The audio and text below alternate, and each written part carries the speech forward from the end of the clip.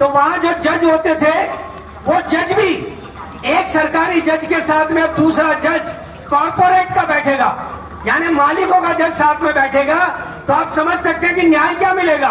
वो कॉर्पोरेट का जज दूसरे जज को साइड करेगा और जिसको चाहेंगे उस व्यक्ति को जो है वहां न्याय नहीं मिलेगा। इसलिए ये जो परिस्थितियां आ रही है, इसी तरह से बोनस जो हमें मिलता है बोनस एक्ट के मुताबिक, उस एक्ट को समाप्त किया जा रहा है। आज हम बैलेंस शीट से मांग कर सकते हैं कि ये आपके मुनाफे की बैलेंस शीट है, मजदूरों के पसीने से आपने मुनाफा कमाया है, वो बैलेंस शीट में मुनाफा है तो हमें ज्यादा पैसा चाहिए। लेकिन अब आने वाले समय में ट्रेड यूनियन बैलेंस शीट को नहीं देख सकेगी, वो जो है मुनाफे के तहत बोनस की मांग नहीं कर सकेगी। ये हालत उसके अंदर हो रही है। धारा 111 भारतीय न्याय संहिता जो संगठित अपराध के लिए तय की गई है, उसका ट्रेड यूनियन के ऊपर इस्तेमाल किया जा रहा है। ट्रेड यूनियन आंदोलन के अंदर उसका इस्तेमाल करके ट्रेड यूनियनों के प्रदर्शनों पर, उनके एजुकेशन के ऊपर, उनकी रैलियों के ऊपर, उनके प्रदर्शनों के ऊपर सब पर रोक लगाई जा रही है। अभी जयपुर में आपने देखा विधानसभा सत्र में एक भी मजदूर आंदोलन को कोई प्रदर्शन विधानसभा पर नहीं करने दिया गया जयपुर पुलिस के द्वारा। ये हालत हो रही है कि मजदूर की आवाज अभी से दबाई जा रही है। जो कानून के तहत अभी नए कानून में परमानेंट नौकरियां नहीं होगी किसी डिपार्टमेंट में, सरकारी डिपार्टमेंट में भी नहीं होगी, अप्रेंटिस ट्रेनिंग होंगे, वहां पर जो है टर्म बेस्ड एम्प्लॉयमेंट होगा।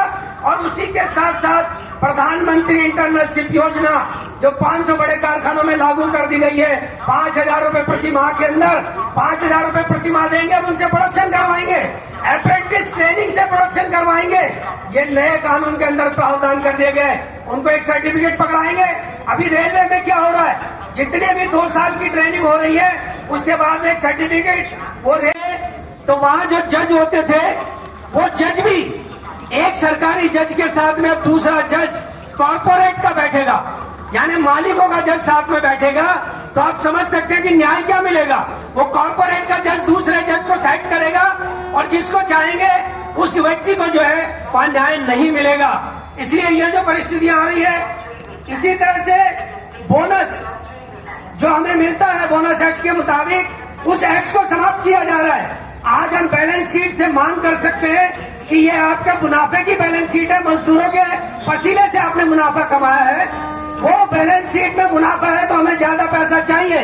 लेकिन अब आने वाले समय में ट्रेड यूनियन बैलेंस शीट को नहीं देख सकेगी, वो जो है मुनाफे के तहत बोनस की मांग नहीं कर सकेगी। ये हालत उसके अंदर हो रही है।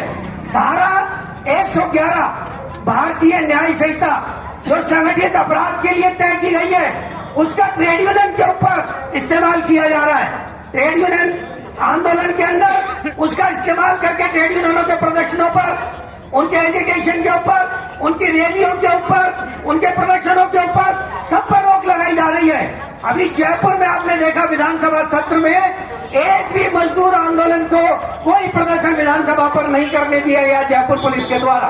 ये हालत हो रही है कि मजदूर की आवाज अभी से दबाई जा रही है। जो कानून के तहत अभी नए कानून में परमानेंट नौकरियां नहीं होगी किसी डिपार्टमेंट में, सरकारी डिपार्टमेंट में भी नहीं होगी, अप्रेंटिस ट्रेनिंग होंगे, वहां पर जो है टर्म बेस्ड एम्प्लॉयमेंट होगा।